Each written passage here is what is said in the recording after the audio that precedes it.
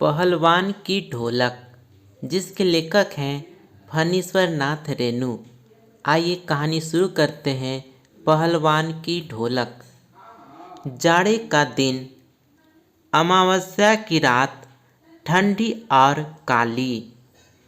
Malaria और हैजे से पीड़ित गांव भरियात शिशु की तरह थर थर काँप रहा था। पुरानी और उजड़ी बांस फूस की झोपड़ियों में अंधकार और सन्नाटे का सम्मिलित साम्राज्य। अंधेरा और निस्तब्धता। अंधेरी रात चुपचाप आंसू बहा रही थी। निस्तब्धता करुण सिसकियों और आहों को बलपूर्वक अपने हृदय में ही दबाने की चेष्टा कर रही थी। आकाश में तारे चमक रहे थे। पृथ्वी पर कहीं प्रकाश का नाम नहीं। आकाश से टूटकर यदि कोई भावुक तारा पृथ्वी पर जाना भी चाहता तो उसकी ज्योति और शक्ति रास्ते में ही शेष हो जाती थी। अन्य तारे उसकी भावुकता अथवा असफलता पर खिलखिलाकर हंस पड़ते थे। सियारों का क्रंदन और पेचक की डरावनी आवाज़ कभी कभी निस्तब्धता को अवश्य भंग कर देती थी। गांव की झोपड़ियों से कराहने और कै करने की आवाज़ हरे राम, हे भगवान की टेर अवश्य सुनाई पड़ती थी। बच्चे भी कभी कभी निर्बल कंठों से माँ माँ पुकार कर रो पड़ते थे, पर इससे रात्रि की निस्तब्धता में विशेष बाधा नहीं पड़ती थी। कुत्तों में परिस्थिति को ताड़ने की एक विशेष बुद्धि होती है। वे दिन भर राख के घूरों पर गट्ठी की तरह सिकुड़कर मन मारकर पड़े रहते थे। संध्या या गंभीर रात्रि को सब मिलकर रोते थे। रात्रि अपनी विषन्नताओं के साथ चलती रहती और उसकी सारी विषन्नता को ताल ठोक कर ललकारती रहती थी। सिर्फ पहलवान की ढोलक संध्या से लेकर प्रातः काल तक एक ही गति से बजती रहती। चटधा गिड़धा, चटधा गिड़धा, यानी आजा भिड़ जा, आजा भिड़ जा। बीच बीच में चटाक चटधा, यानी उठाकर पटक दे, उठाकर पटक दे। यही आवाज़ मृत गांव में संजीवनी शक्ति भरती रहती थी। लट्टन सी पहलवान, यो तो वह कहा करता था। लुट्टन सिंह पहलवान को होल इंडिया भर के लोग जानते हैं, किंतु उसके होल इंडिया की सीमा शायद एक जिले की सीमा के बराबर ही हो। जिले भर के लोग उसके नाम से अवश्य परिचित थे। लुट्टन के माता पिता उसे 9 वर्ष की उम्र में ही अनाथ बनाकर चल बसे थे। सौभाग्यवश शादी हो चुकी थी, वरना वह भी माँ बाप का अनुसरण करता। विधवा सास ने पाल पोस कर बड़ा किया। बचपन में वह गाय चराता, धारोनित दूध पीता और कसरत किया करता था। गांव के लोग उसकी सास को तरह तरह की तकलीफ दिया करते थे। लुट्टन के सिर पर कसरत की धुन लोगों से बदला लेने के लिए ही सवार हुई थी। नियमित कसरत ने किशोरावस्था में ही उसके सीने और बाहों को सुडौल तथा मांसल बना दिया था। जवानी में कदम रखते ही वह गांव में सबसे अच्छा पहलवान समझा जाने लगा। लोग उससे डरने लगे और वह दोनों हाथों को दोनों ओर 45 डिग्री की दूरी पर फैलाकर पहलवानों की भांति चलने लगा। वह कुश्ती भी लड़ता था। एक बार वह दंगल देखने श्यामनगर मिला गया। पहलवानों की कुश्ती और दांव पेच देखकर उससे नहीं रहा गया। जवानी की मस्ती और ढोल की ललकारती हुई आवाज ने उसकी नसों में बिजली उत्पन्न कर दी। उसने बिना कुछ सोचे समझे दंगल में शेर के बच्चे को चुनौती दे दी। शेर के बच्चे का असल नाम था चांद सिंह। वह अपने गुरु पहलवान बादल सिंह के साथ पंजाब से पहले पहल श्यामनगर मेले में आया था। सुंदर जवान, अंग प्रत्यंग से सुंदरता टपक पड़ती थी। 3 दिनों में ही पंजाबी और पठान पहलवानों के गिरोह के अपनी जोड़ों और उम्र के सभी पट्टों को पछाड़कर उसने शेर के बच्चे की टाइटल प्राप्त कर ली थी। इसलिए वह दंगल के मैदान में लंगोट लगाकर एक अजीब किलकारी भरकर छोटी तुलकी लगाया करता था। देसी नौजवान पहलवान उससे लड़ने की कल्पना से भी घबराते थे। अपनी टाइटल को सत्य प्रमाणित करने के लिए ही चांद सिंह बीच बीच में दहाड़ता फिरता था। श्यामनगर के दंगल और शिकार प्रिय वृद्ध राजा साहब उसे दरबार में रखने की बातें कर ही रहे थे कि लुटन ने शेर के बच्चे को चुनौती दे दी। सम्मान प्राप्त चांद सिंह पहले तो किंचित उसकी स्पर्धा पर मुस्कुराया, फिर बाज की तरह उस पर टूट पड़ा। शांत दर्शकों की भीड़ में खलबली मच गई। पागल है पागल, मरा मरा मरा। पर वाह रे बहादुर, लुटन बड़ी सफाई से आक्रमण को संभाल कर निकल कर उठ खड़ा हुआ और पैर तरह दिखाने लगा। राजा साहब ने कुश्ती बंद करवाकर लुटन को अपने पास बुलवाया और समझाया। अंत में उसकी हिम्मत की प्रशंसा करते हुए 10 रुपये का नोट देकर कहने लगे, जाओ मेला देखकर घर जाओ। नहीं सरकार, लड़ेंगे, हुक्म हो सरकार। तुम पागल हो, जाओ। मैनेजर साहब ने लेकर सिपाहियों तक ने धमकाया। देह में गोश्त नहीं, लड़ने चला है शेर के बच्चे से। सरकार इतना समझा रहे हैं, दुहाई सरकार, पत्थर पर माथा पटक कर मर जाऊंगा। मिले हुकुम। वह हाथ जोड़कर गिड़गिड़ाता रहा। भीड़ अधीर हो रही थी। बाजे बंद हो गए। पंजाबी पहलवानों की जमायत क्रोध से पागल होकर लुटन पर गालियों की बौछार कर रही थी। दर्शकों की मंडली उत्तेजित हो रही थी। कोई कोई लुटन के पक्ष से चिल्ला उठता था, उसे लड़ने दिया जाए। अकेला चांद सिंह मैदान में खड़ा व्यर्थ मुस्कुराने की चेष्टा कर रहा था। पहली पकड़ में ही अपने प्रतिद्वंदी की शक्ति का अंदाजा उसे मिल गया था। विवश होकर राजा साहब ने आज्ञा दे दी, लड़ने दो।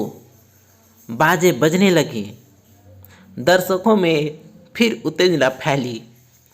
कोलाहल बढ़ गया। मेले के दुकानदार दुकान बंद करके दौड़े। चांद सिंह की जोड़ी चांद की कुश्ती हो रही है। चटधा गिरधा, चटधा गिरधा। भरी आवाज में एक ढोलल जो अब तक चुप था बोलने लगा, ठाक धीना ठाक धीना ठाक धीना, अर्थात वाह पट्टे वाह पट्टे।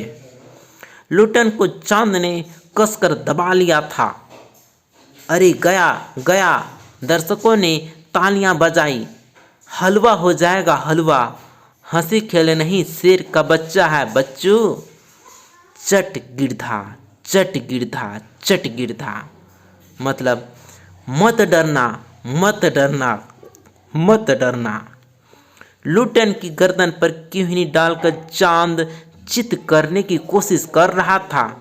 वही दफना दे बहादुर, बादल सिंह अपने शिष्य को उत्साहित कर रहा था। लुटन की आंखें बाहर निकल रही थी। उसकी छाती फटने फटने को हो रही थी। राजमत बहुमत चांद के पक्ष में था। सभी चांद को शाबाशी दे रहे थे। लुट्टन के पक्ष में सिर्फ ढोल की आवाज़ थी, जिसकी ताल पर वह अपनी शक्ति और दांव पेच की परीक्षा ले रहा था, अपनी हिम्मत को बढ़ा रहा था। अचानक ढोल की एक पतली आवाज़ सुनाई पड़ी, धाक धीना, तिरकट धीना, धाक धीना, तिरकट धीना। लुट्टन को स्पष्ट सुनाई पड़ा। ढोल कह रहा था, दाव काटो, बाहर हो जा, दाव काटो, बाहर हो जा। लोगों के आश्चर्य की सीमा नहीं रही। लुट्टन दाव काटकर बाहर निकला और तुरंत लपक कर उसने चांद की गर्दन पकड़ ली। वाह रे मिट्टी के शेर, अच्छा बाहर निकल आया, इसलिए तो जनमत बादल रहा था। मोटी और भौड़ी आवाज वाला ढोल बज उठा, चटाक चट था, चटाक चट था। उठा पटक दे, उठा पटक दे। लुट्टन ने चालाकी से दांव और जोर लगाकर चांद को जमीन पर दे मारा। धीनाधीन, धिक धीना, अर्थात चित करो, चित करो। लुट्टन ने अंतिम जोर लगाया, चांद सी चारों खाने चित हो गया। धा गिड़ धा, धा गिड़ गिड़, धा गिड़ गिड़। वाह बहादुर, वाह बहादुर, वाह बहादुर। जनता यह स्थिर नहीं कर सकी कि किसकी जयध्वनि की जाए। फलतः अपनी अपनी इच्छानुसार किसी ने माँ दुर्गा की, महावीर जी की, कुछ ने राजा श्यामानंद की जय ध्वनि की। अंत में सम्मिलित जय से आकाश गूंज उठा। विजयी लुट्टन कूदता फांदता, ताल ठोकता सबसे पहले बाजे वालों की ओर दौड़ और ढोलों को श्रद्धापूर्वक प्रणाम किया। फिर दौड़कर उसने राजा साहब को गोद में उठा लिया। राजा साहब ने के कीमती कपड़े मिट्टी में सन गए। मैनेजर साहब ने आपत्ति की, है अरे रे, किंतु राजा साहब ने स्वयं उसे छाती से लगाकर गदगद होकर कहा, जीते रहो बहादुर, तुमने मिट्टी की लाज रख ली। पंजाबी पहलवानों की जमायत चांद सी की आंखें पोंछ रही थी। लुट्टन को राजा साहब ने पुरस्कृत ही नहीं किया, अपने दरबार में सदा के लिए रख लिया। तब से लुट्टन राज पहलवान हो गया और राजा साहब उसे लुट्टन सी कहकर पुकारने लगे। राज पंडितों ने मुंह बिचकाया, हुजूर जाति का सिंह। मैनेजर साहब क्षत्रिय थे, क्लीन शेव्ड, चेहरे को संकुचित करते हुए अपनी शक्ति लगाकर नाक के बाल उखाड़ रहे थे।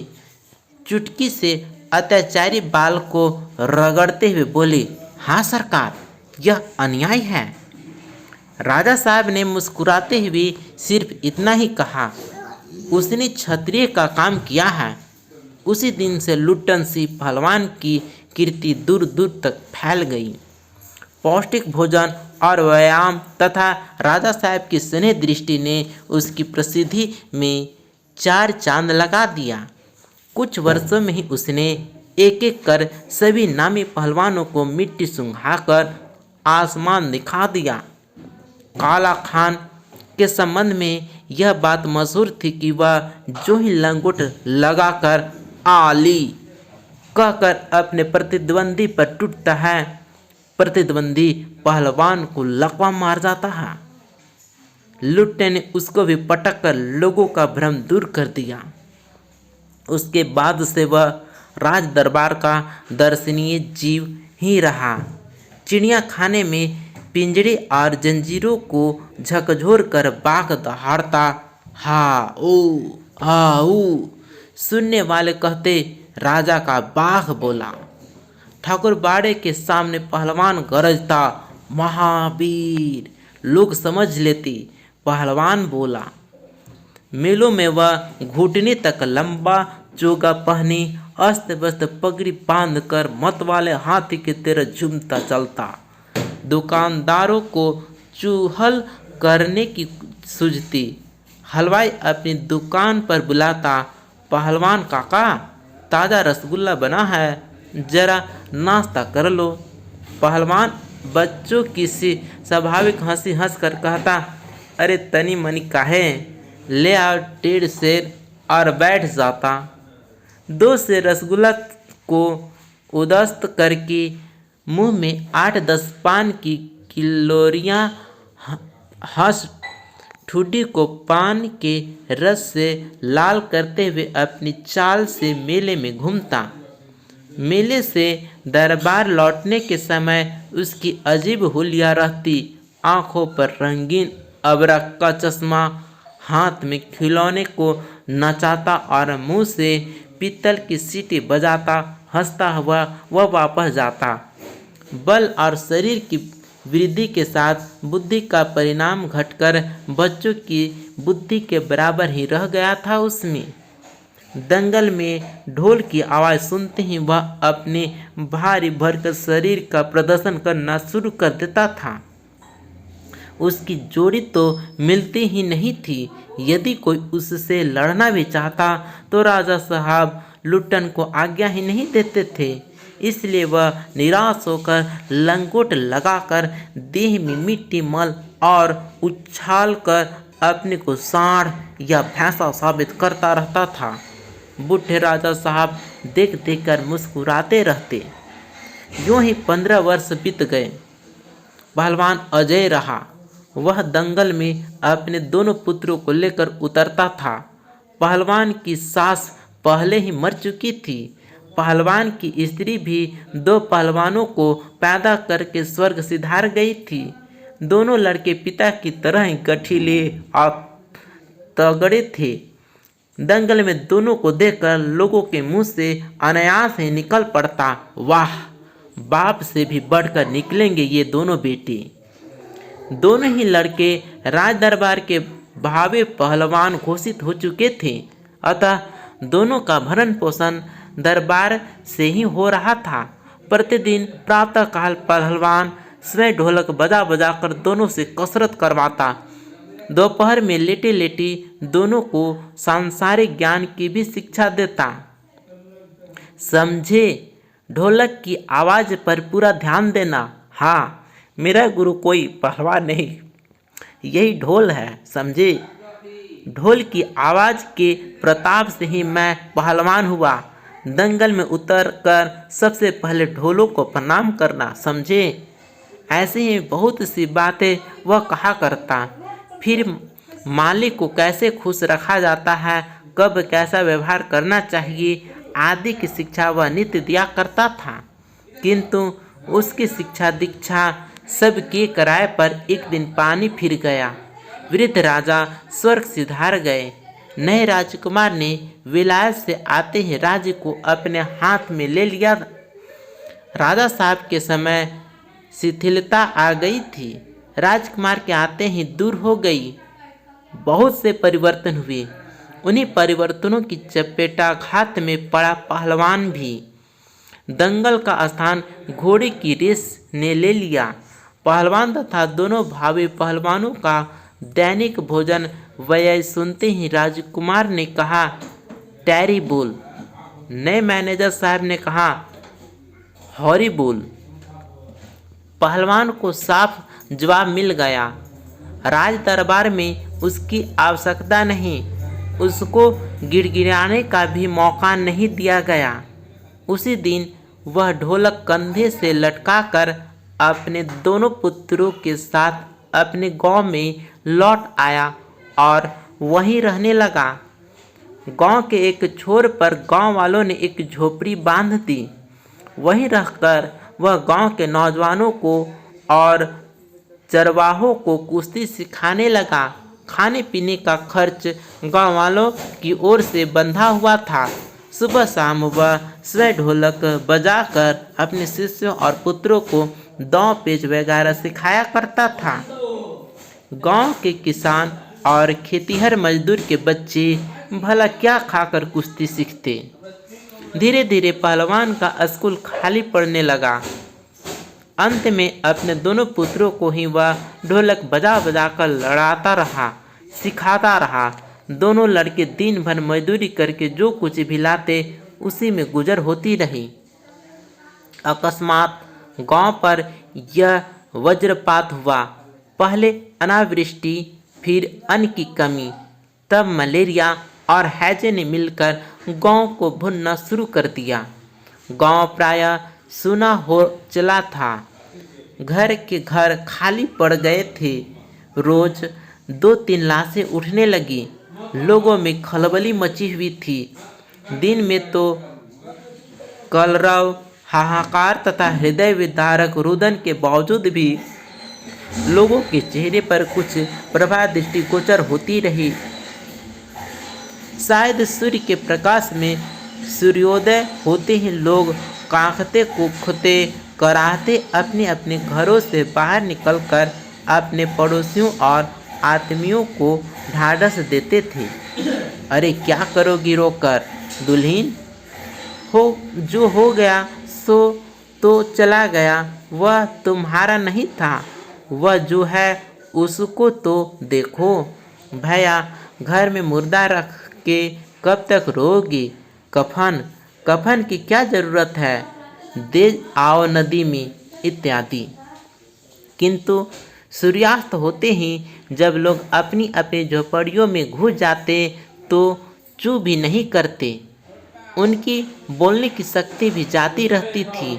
पास में दम तोड़ते हुए पुत्र को अंतिम बार बेटा कहकर पुकारने की भी हिम्मत माताओं की नहीं होती थी। रात्रि की विभीषिका को सिर्फ पहलवान की ढोलक ही ललकार कर चुनौती देती रहती थी।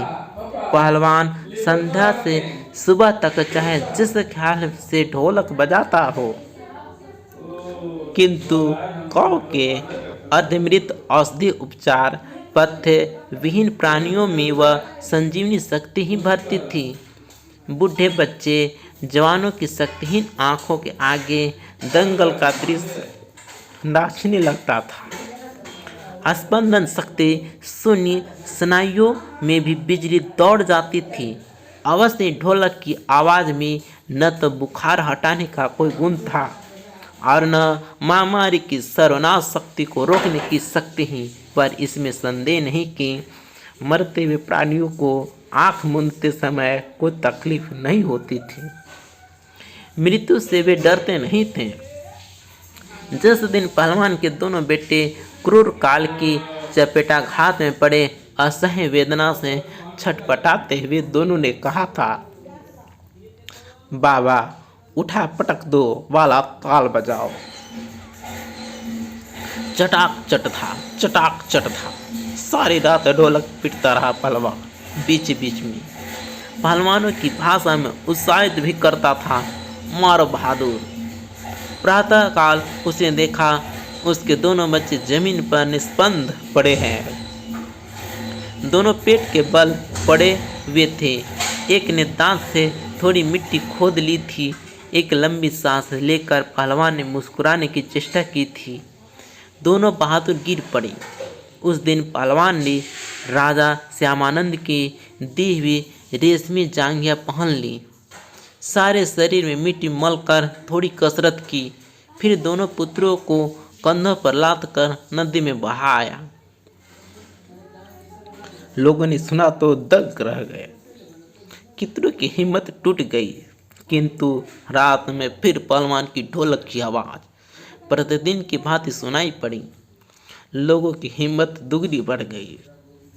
संतप्त पिता माताओं ने कहा, दोनों पहलवान बेटे मर गए, पर पहलवान की हिम्मत तो देखो, 1.5 हाथ का कलेजा है। 4-5 दिनों के बाद एक रात को ढोलक की आवाज़ नहीं सुनाई पड़ी। ढोलक नहीं बोली। पहलवान की लाश चित पड़ी है। कुछ दिलेर किंतु रुग्ण शिष्यों ने प्रातः काल जाकर देखा। पहलवान की आंसू पहुँचते हुए एक ने कहा, गुरुजी कहा करते थे कि जब मैं मर जाऊं तो चिता पर मुझे चित नहीं पेट के बल सुलाना। मैं जिंदगी में कभी चित नहीं हुआ और चिता सुलगाने के समय ढोलक बजा देना। वह आगे बोल नहीं सका। इस प्रकार से यह कहानी पहलवान की ढोलक समाप्त हुआ, जिसके राइटर हैं फणीश्वर नाथ रेणु। आपको यह कहानी कैसा लगा हमें कमेंट में ज़रूर बताएं। वीडियो देखने के लिए धन्यवाद।